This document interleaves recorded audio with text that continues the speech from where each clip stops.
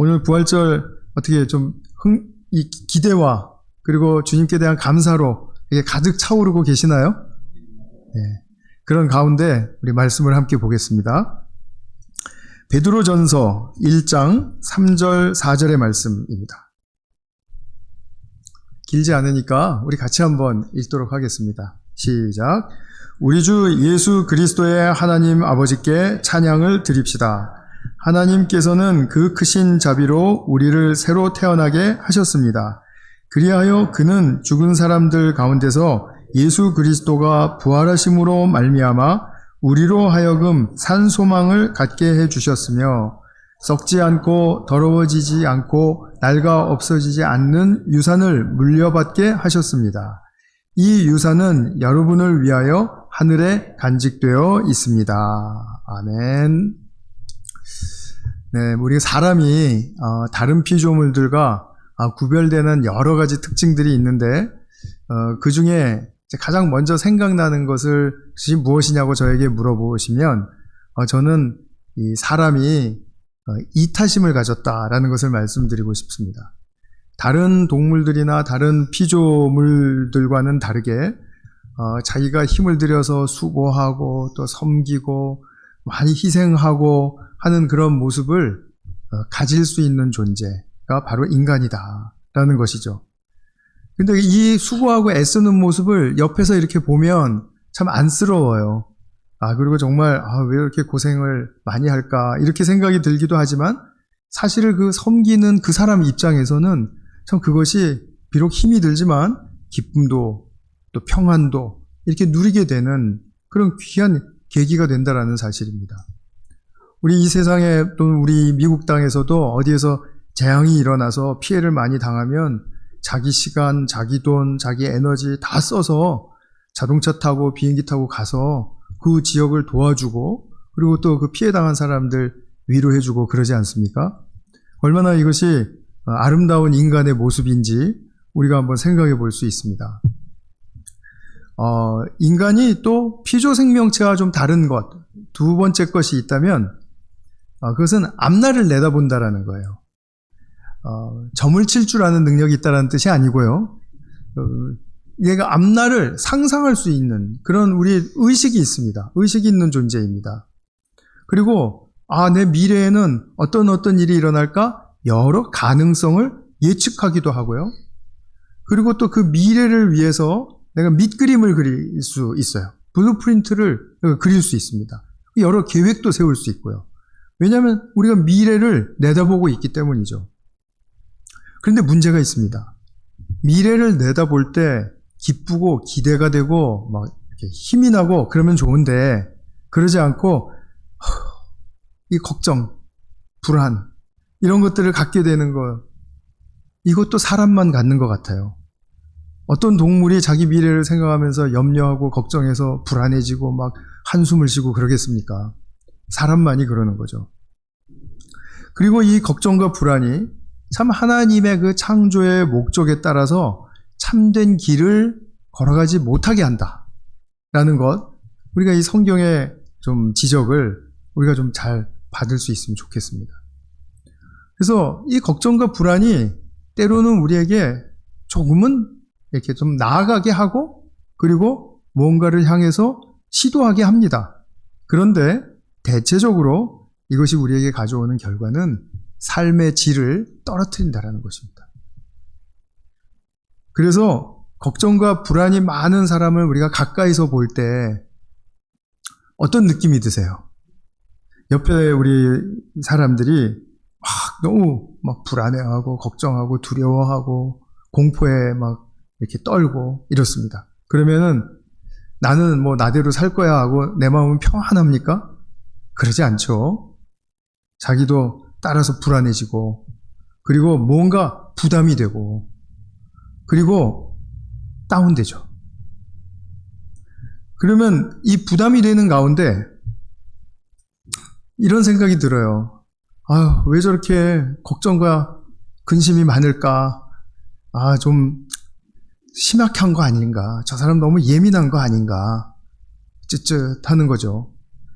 그리고 저렇게 걱정할 시간이 있으면 좀 준비를 더 하면 될 텐데 하는 그런 또 판단하는 마음도 생겨요. 그러니까 내가 부담을 느끼는 데서만 끝나는 게 아니라 그 사람을 판단하고 있는 그런 상황까지 자연스럽게 들어가게 된다는 거죠. 그래서 이런 판단이 생기면서 우리의 이 관계가 어떻게 됩니까? 뭐 여전히 활력이 넘치고 막 흥미롭고 그러지 않죠. 이렇게 부담이 느껴지고 또 판단이 되고 하면 그 관계가 무거워지죠. 그래서 썰렁해지고요. 그러면은 그런 관계들이 모여있는 공동체 또는 가정 그리고 직장 이런 거를 생각해 보면 어떻습니까? 이런 부담과 서로에 대한 부담과 판단이 많을수록 굉장히 다운되겠죠. 굉장히 활력을 잃어버린 그런 상태가 될 것입니다. 그래서 이렇게 부담과 판단을 가지면 관계와 공동체가 사실은 활력을 굉장히 많이 잃어버리게 됩니다. 그러면서도 우리는 계속해서 이 부담과 판단을 떨쳐버리지를 못합니다. 이거 우리 힘으로 되는 게 아니거든요. 그런데 이런 똑같은 상황을 하나님은 보시면서도 전혀 우리와 같지 않으시다라는 거죠. 어떻게 우리를 대하실까요? 우리를 대하실 때 우리와는 달라도 너무나 다른 모습으로 우리를 대하세요. 그 대하시는 그 중심에는 주님의 불쌍히 여기시는 그 자비가 있습니다. 주님은 우리를 끝까지 우리 편을 들어주시면서 그러면서도 당신의 힘을 잃지 않으시고 그리고 너무나도 적극적이고 능동적으로 우리를 돕기를 원하세요. 그래서 하나님의 사랑의 가장 큰 특징이 무엇이냐라고 물어보신다면 저는 이렇게 불쌍히 여기시는 그런 하나님의 자비다라고 말씀드리고 싶습니다. 우리가 한번 에덴의 첫 모습, 인간의 첫 모습을 한번 생각해 보십시다. 에덴에 아담과 하와를 두셨어요. 그리고 그들에게는 이제 미래가 펼쳐질 것입니다. 그들은 자기의 미래에 대해서 어떤 것을 느꼈을까요? 어떤 감정을 가졌을까요? 강이 풍성한 물이 흐르고요. 그 나무들이 우거져 있고 식물이 잘 자라고 있고 동물들이 같이 잘 조화를 이루고 있습니다. 그 가운데 하나님께서 사랑으로 이 에덴 땅을 잘 가꾸고 지켜라 라고 이렇게 말씀을 하셨습니다. 창세기 2장 15절의 말씀입니다. 그리고 에덴을 잘 가꾸고 그리고 경작하고 그리고 이제 씨를 뿌리고 그리고 열매를 기대를 해요. 그러는 가운데 아담과 하와에게 어떤 감정과 느낌이 있었을까요? 높은 그런 긍정적인 기대가 있었겠죠. 잘해보자는 서로를 향한 동기부여도 서로 주고요. 그 다음에 또 늘 조금 처지는 것 같으면 격려해 주기도 하고요. 그리고 우리가 어려운 일 닥치면 우리한테 하나님이 계시잖아. 하나님께 묻고 그리고 해결받는 길을 구할 수가 있단 말이죠. 그러니까 아담과 하와가 에덴 땅을 경작하면서 또 그 땅을 지켜가면서 굉장히 높은 긍정적인 기대가 있었을 거예요. 그런데 이 기대가 걱정과 불안으로 변질된 이유는 무엇입니까? 이 뱀이라는 녀석의 침입 때문이죠. 이 친구가 거짓말을 했습니다. 근데 인간이 거짓말에 속아 넘어갔습니다. 그래서 결국 하나님을 의심하고 하나님을 등지게 되었죠. 하나님을 떠났습니다. 자, 이건 우리가 다 아는 타락의 사건입니다. 자, 그러면 이렇게 타락으로 말미암아 1차로 가장 많이 피해를 입은 존재는 누구입니까? 하나님이시죠. 잘 지어놓고 아담과 하와에게 충분한 가능성과 잠재력을 주고 그리고 밝은 미래를 긍정하는 그 기대로 살아갈 수 있도록 다 조건을 마련해 주셨고 그랬는데 결국은 아담과 하와가 하나님을 못 믿고 떠나버리게 되니까 그러니까 정말 이 에덴 땅이 질서를 잃어버리고 조화를 잃어버리고 피폐해지고 가시와 엉겅퀴가 풍성한 그런 땅으로 변질이 되고 그러다 보니 그들에게는 걱정과 불안이 너무 천만하게 된 것입니다. 근데 이 가장 피해를 많이 당하신 하나님이 그들에 대해서 어떻게 생각하셨느냐, 그것을 우리가 배워야 한다는 거죠. 하나님은 여전히 그 크신 자비와 사랑으로 그들을 찾아가셨습니다. 그리고 당신의 택하신 백성들을 계속해서 찾아가셔서 그들을 위로하시고 이 불안과 걱정 그리고 두려움으로부터 해방시켜 주시기 위해서, 그것으로부터 회복시켜 주시기 위해서 1년의 많은 노력들을 해오셨어요. 그것이 바로 구약 성경이 우리에게 말해주고 있는 내용들입니다. 그러다가 결국은 주님의 이 회복하시고자 하는, 그 회복시키고자 하는 열정의 절정이 어디에서 나타났습니까? 바로 예수님이 이 땅에 오시게 된 사건으로 말미암아 보여지게 되었습니다. 요한일서 4장 9절에 보면 이런 말씀이 있습니다. 우리 같이 한번 읽어볼까요? 시작. 하나님의 사랑이 우리에게 이렇게 드러났으니 하나님이 자기 외아들을 세상에 보내주셔서 우리로 하여금 그로 말미암아 살게 해주신 것입니다. 보내주신 것이 그 이유가 뭐라 그럽니까? 그로 말미암아 살게 해주시려고. 예수님을 따라서 예수님을 믿고 그리고 예수님 안에서 희망을 가지고 살아가게 하시려고. 그렇게 하시려고 예수님을 보내주셨다는 겁니다. 근데 그게 무엇이라고요? 하나님의 사랑의 증거라고요. 증거. 예수님을 보내주신 것보다 더 큰 하나님의 사랑의 증거는 없습니다. 그리고 우리를 사랑하셔서 보내주신 우리가 예수님을 볼 때 그 예수님의 그 예수님 다우심을 우리는 사모하고 그리고 따르고 싶은데 그러다가 멈칫하게 되는 순간이 많이 오기도 합니다. 언제 그렇습니까? 예수님이 우리가 상상하는 것보다 훨씬 더 많은 고난과 수치와 죽음까지 당하시더라는 거죠. 그런 예수님을 정말 따라가고 싶으실까요? 죽기까지 따라가겠다고 한 베드로도 자기가 언제 그런 말 했냐는 듯이 잊어버리고 그리고 예수님을 등졌죠. 사실 예수님이 죽으시는 그 현장에는 제자들이 다 도망가고 없었습니다. 그러니까 그 예수님의 고난과 수치와 죽음을 보고 따라갈 사람은 아무도 없다라는 겁니다. 그거를 보고 누가 따라가겠습니까? 그런데 주님은 주님의 이러한 삶과 그리고 이런 행동을 보신 하나님께서는 그렇게 생각하지 않으셨죠. 세상에 이보다 더 훌륭한 삶은 없다 라고 그렇게 생각하셨죠.